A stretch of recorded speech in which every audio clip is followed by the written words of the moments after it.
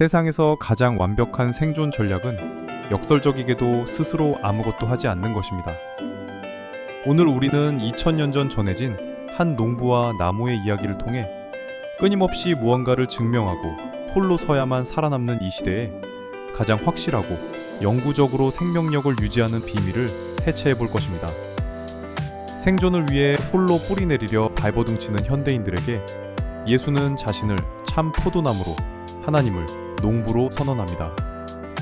구약시대 이스라엘은 수없이 포도나무로 비유되었지만 번번이 씁쓸한 들포도를 맺는데 그쳤습니다. 그러나 예수는 스스로 결핍 없는 완전한 생명을 공급하는 진짜 나무로 등장합니다. 척박한 땅에서 어떻게든 살아남으려 발버둥치는 독립적인 존재가 아니라 철저하게 생명의 근원과 연결된 상태야말로 완벽한 안정을 의미합니다. 생명의 주권이 철저히 농부의 손에 맡겨진 이 구조는 불안한 우리에게 오히려 완벽한 평안을 약속합니다. 농부가 밭의 모든 것을 책임지듯 우리의 삶 역시 그분의 철저한 관리 아래 놓여 있다는 선언입니다. 이 완벽한 돌봄의 시스템 안에서 농부는 때로 우리가 전혀 예상치 못한 거친 방식을 꺼내듭니다. 날카로운 가위가 가지를 잘라낼 때 그것은 파멸의 끝이 아니라 더 큰 폭발력을 위한 정교한 준비 작업입니다. 농부이신 하나님은 열매를 맺는 가지를 더 튼튼하게 만들기 위해 과감한 가지치기를 감행하십니다. 불필요하게 양분을 낭비하는 잎사귀들, 즉 겉모습만 화려하고 실속 없는 외식적인 신앙의 군더더기들을 가차없이 잘라내십니다. 화려한 잎사귀로 스스로를 포장하며 생존을 증명하려는 가지들은 결국 농부의 가위질 앞에서 무너집니다. 이 고통스러운 단절의 시간은 사실 가장 깊은 사랑의 표현입니다. 쓸데없는 에너지를 낭비하지 않고 오직 생명의 본질인 열매에만 집중하도록 만드는 농부의 집요한 돌봄입니다.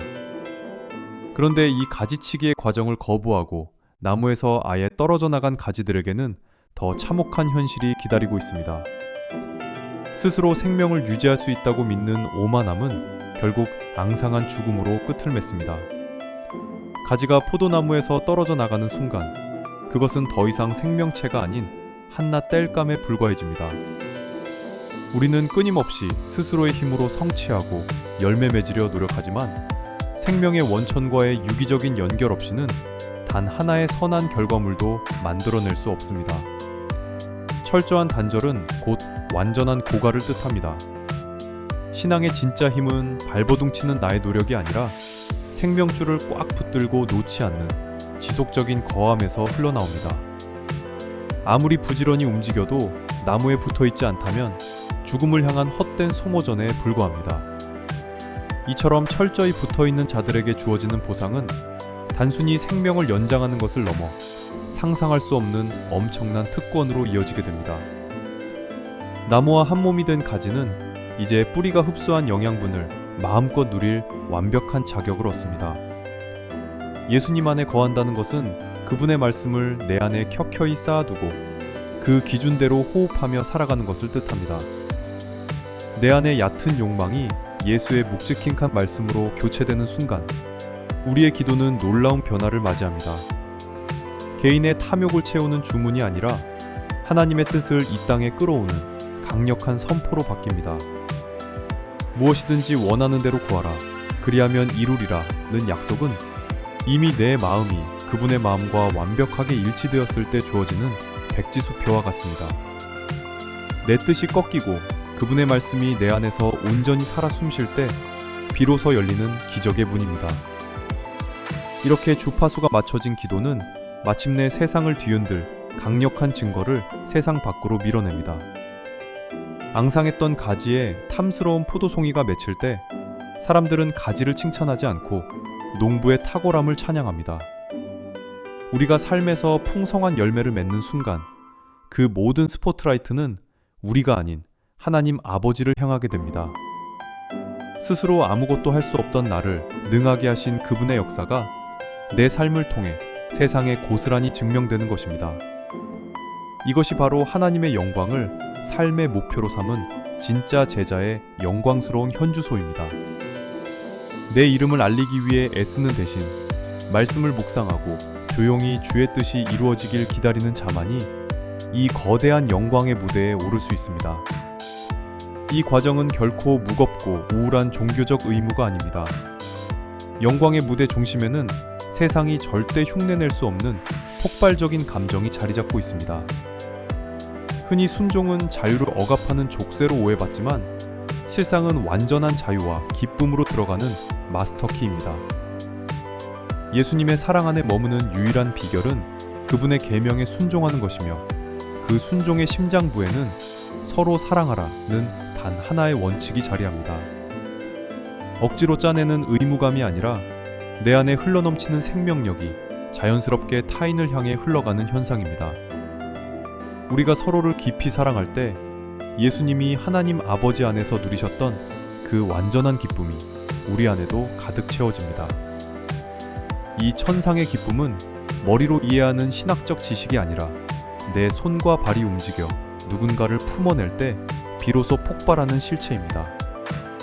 이 거대한 기쁨을 맛본 자들은 이제 더 이상 과거의 비천한 신분에 얽매이지 않고 새로운 차원의 관계로 도약합니다. 주종 관계의 차가운 벽이 허물어지고 창조주와 피조물 사이에 전례 없는 동등한 교제가 시작됩니다. 예수님은 명령에 맹목적으로 복종해야 하는 종의 굴레를 끊어내고 자신의 가장 깊은 속마음을 공유하는 친구로 우리를 초대하십니다. 종은 주인의 의도를 모른 채 일하지만 친구는 그 뜻을 함께 품고 같은 곳을 바라봅니다. 이 위대한 우정의 증명으로 예수는 친구를 위해 자신의 목숨을 기꺼이 내어놓는 세상에서 가장 압도적인 사랑을 보여주십니다. 우주의 주관자가 먼지 같은 우리를 친구라 부르며 자신의 생명과 맞바꾸는 이 장면은 인류 역사상 가장 충격적인 반전입니다. 이 엄청난 희생을 통해 맺어진 우정은 결코 우연이 아니라 아주 오래전부터 치밀하게 계획된 선택의 결과입니다. 우리가 탁월해서 그분을 찾아낸 것이 아니라 철저한 무능함 속에서 허우적대던 우리를 그분이 먼저 지명하여 건져내셨습니다. 이 일방적이고 압도적인 선택의 목적은 단 하나, 우리로 하여금 영원히 마르지 않는 생명의 열매를 맺게 하려는 것입니다. 기도 응답의 특권, 포도나무에 접붙임된 은혜, 친구라 불리는 영광스러운 신분까지 이 모든 거대한 축복이 향하는 최종 목적지는 바로 서로 사랑하는 것입니다. 우리의 정체성은 영원한 생명을 공급받는 사랑받은 자인 동시에 그 생명력으로 세상을 살리는 사랑하는 자입니다. 참 포도나무이신 그분 안에 머물며 흘려보내는 이 짙은 사랑의 향기만이 척박한 세상을 변화시키는 유일하고 완벽한 열매입니다.